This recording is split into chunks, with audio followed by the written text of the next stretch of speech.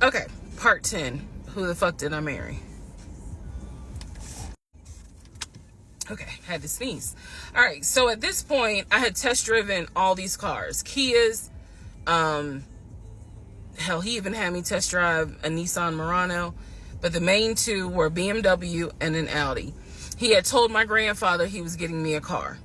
He had told my aunt he was getting me a car. That he was going to, he was like, she's going to be my wife. I want her to be in something secure. So my family was really like, wow, wow, who knew that he had this kind of money?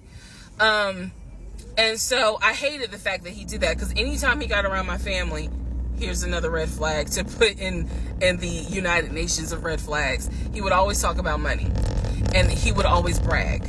I never realized it in real time. I didn't realize it until I was out of the situation. He always bragged about the fact that he could fight, the fact that he had money, and the fact that he played football. Those are the three things he always bragged about. Back to the cars.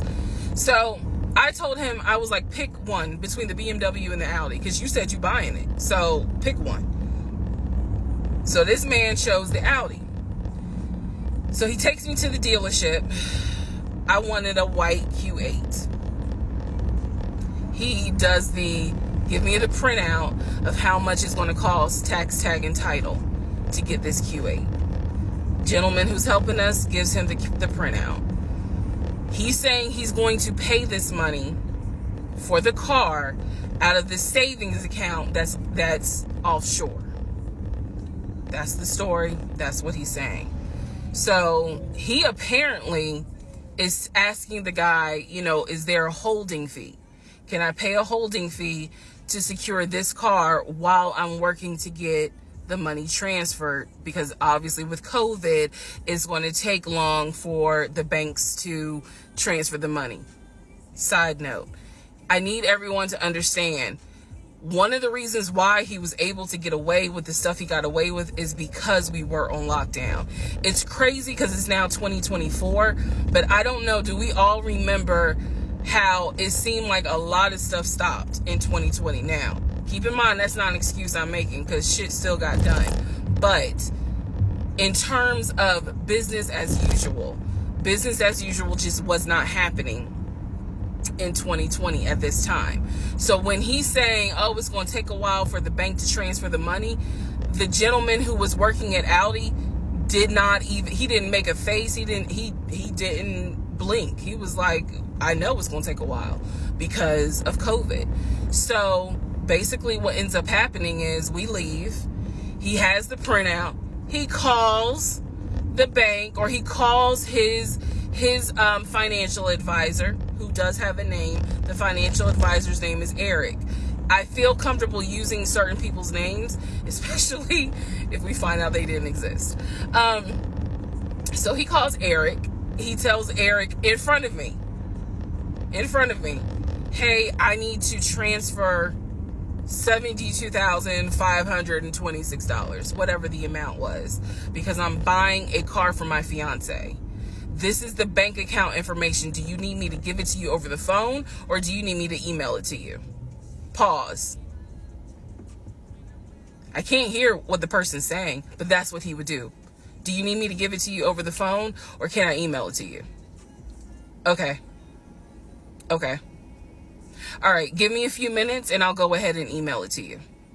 All right, let me know. I'll call you back to find out if you received it. Okay, hang up. So I'm hearing this because, again, I'm not paying attention to, did I hear anybody on the other phone? Did I hear anybody on the other end? So he proceeds to type up an email, type up something, telling him this is the information that we need.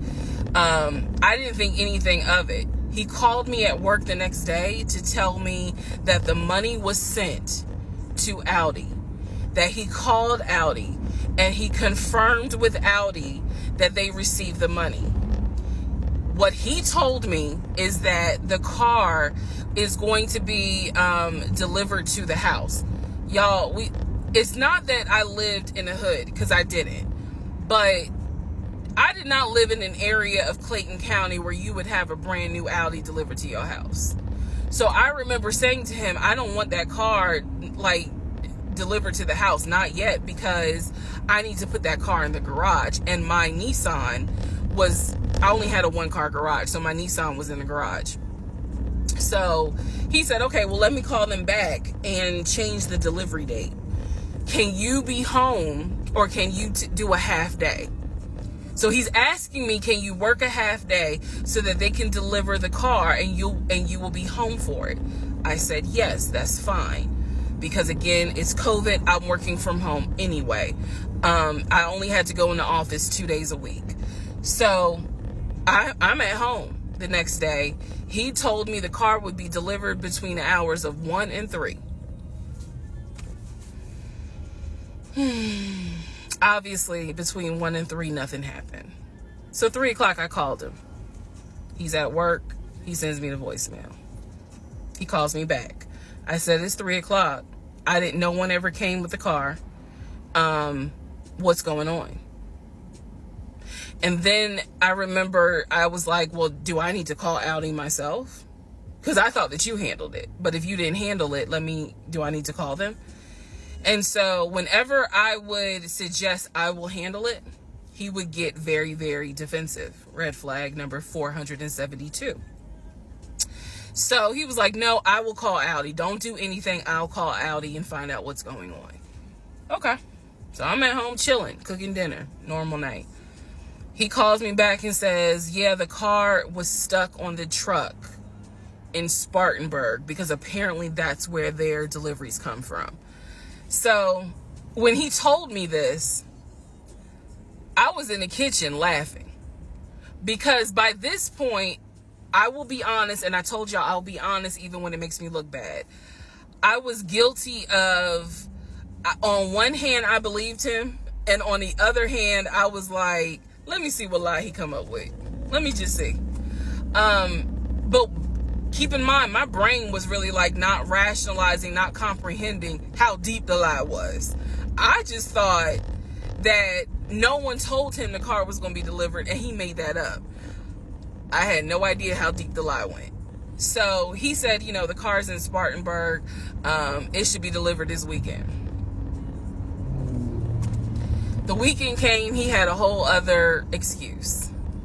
I don't remember what the exact excuse was as to why the car was never delivered. I do remember we got into an argument, and I was like, don't even worry about it. I'm going to get a new car my damn self. I don't even need your help. Which is probably one of the worst things you can tell a narcissist, because they love to be the hero, it's all about them. But I was like, don't even worry about it. I'll get when I have the money to get a car myself, I'll do it.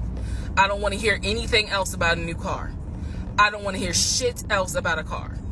Because at this point, I was spending way too much time trying to figure out, are we getting a car? Are we getting a house? Like, what the fuck is going on? Always there was an excuse. So when I told him I don't want to hear anything else about a car, and I am not going to a dealership to test drive another car, that ended that whole discussion right there. So this is where I'm going to interject what I believe was happening.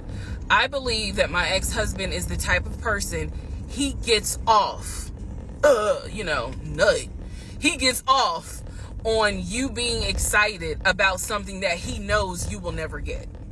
So I believe that he enjoyed going to car dealerships. He enjoyed watching me test drive a car and get excited about it, knowing I was not going to get it. It is the level of cruelty. And again, I'm telling y'all stuff that I found out way later on. It is the level of cruelty that I still cannot comprehend. So the whole issue about the BMW and the Audi, I think he just enjoyed seeing me get excited and then pull it away. Part 11 coming up.